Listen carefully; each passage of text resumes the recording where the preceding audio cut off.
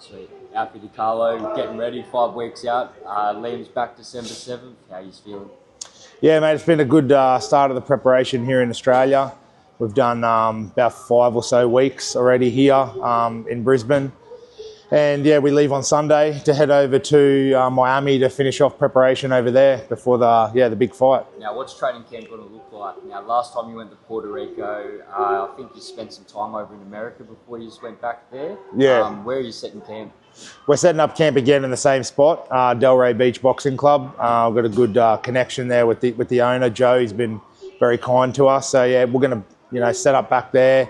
I've got a couple of sparring partners flying in from around America. So yeah, that's where we'll be based for the 4 weeks, and then flying to Puerto Rico on fight week. Now, fighting someone like Richardson Hitchins is a lot different to, say, Subriel Mateus. He's a pressure fighter. Yeah. What adjustments do you have to make with Paro now he's fighting someone who can box more on the back foot? Yeah, look, we are full respect for Hitchins. He's definitely a great boxer.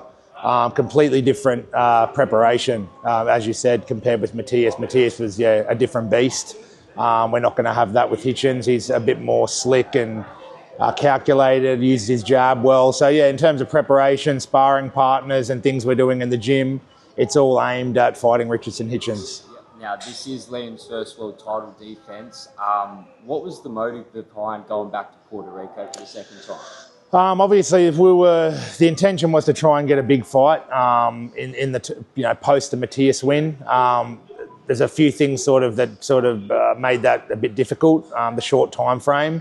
We obviously inherited Mateus's mandatory, which was getting called in October. We're trying to make something in between that time, but bringing fights to Australia, we had the election coming up, so the government sort of things take time. So we just decided to call our mandatory early and bring on Hitchins early, get that out of the way, and God willing, and then move on to some bigger and better fights in 2025. Now, what's something Hitchins brings that Mateus doesn't? I think he brings boxing skill. He's definitely a really good boxer. You can tell he's come through the amateur ranks. He does have that finesse about him. But Mateus had that mongrel that he was. In terms of, he was a feared man, in the division. I think, Liam was probably one of the only guys who put their hand up to face him. So different guys, but yeah, I think definitely Hitchins has got the boxing skill in this one as compared with Mateus, who was, walk up, sort of aggressive type fighter with heavy hands in both hands. Yeah.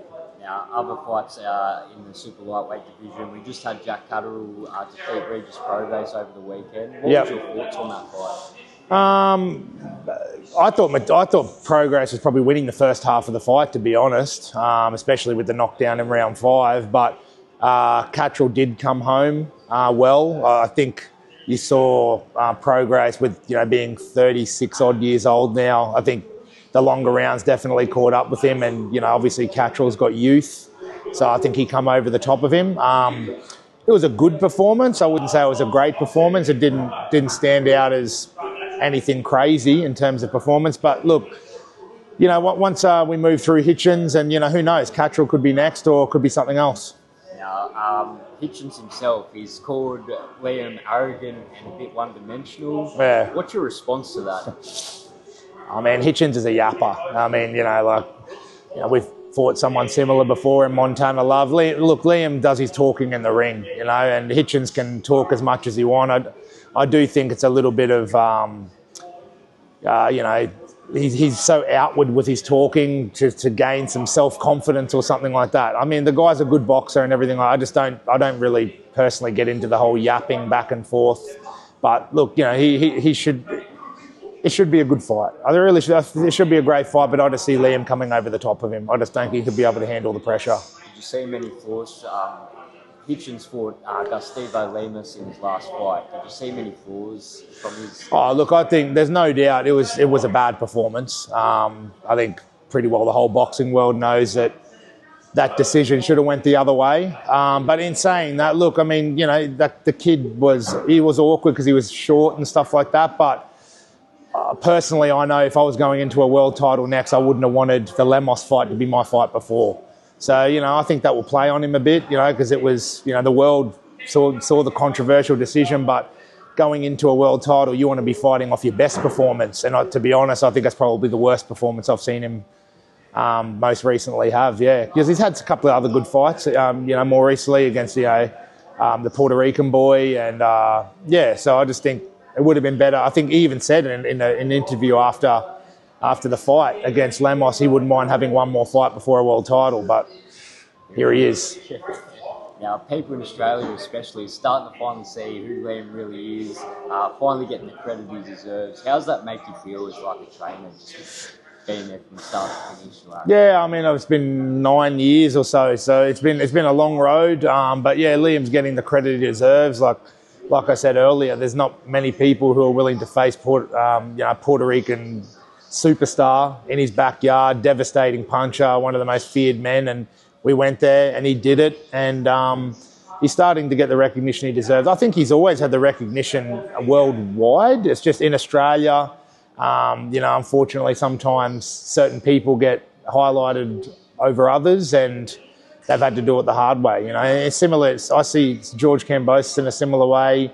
Jai and Liam, they've probably come through a little bit more quietly than others, but look, they're the best fighters in the world. And I don't think anybody in Australia can deny that. That's it. Now, other world news, we got Dana Coolwell going over the fight Bruce Carrington, November 15th. How do you see that fight going down? Man, on the back of Shushu's last performance, I really think Dana can get it done. Obviously, we've known for years and years, we've done heaps of work with Dana and his coach Steve Pitt over the years. Fantastic fighter. We actually even did rounds just before he went overseas. We did 8 rounds here in the gym. I've always sung Dana's praises. Steve's an unbelievable coach, and I really think he can get the job done. I think he'll rise to the occasion on the night. And, I think us Aussie boys are realising that there's nothing between us and these guys. There's absolutely nothing. All it is just want of opportunity. But when we get those opportunities, we take them with both hands, and I'm tipping Dana to get the job done. Now, we've also got Sam Goodman's taking on Naoya Inoue for the undisputed super bantamweight titles. What's he got to do to get this done? Self-belief, man. Look, the monster, he's a fantastic fighter, pound for pound, top 2 for sure. But, not many people give us an opportunity against Matthias either. We're 8-1 underdogs. You just got to have that self-belief, and if you want it more. These guys sometimes at the top can get a little bit complacent, and I think the hunger sometimes in fights can really push you over the edge. Sammy Goodman's been knocking on the doorstep of a world title for so long now. No one more deserving in Australia of a shot. And I really just think with his boxing ability, he can really cause the monster some problems. Look, of course it's a hard task, but, when you're fighting for all 4 belts, it should be a hard task. That's just the way boxing is, and that's the way boxing should be. But, I keep in close contact with his coach Joel and Luke and that. So they're a good bunch of boys. They're actually helping us again with Liam's prep with Jason Fawcett. So I wish them nothing but the best. And I really think he can shock the world. Too easy. Thank you for your time, Alfie. Thanks, bro.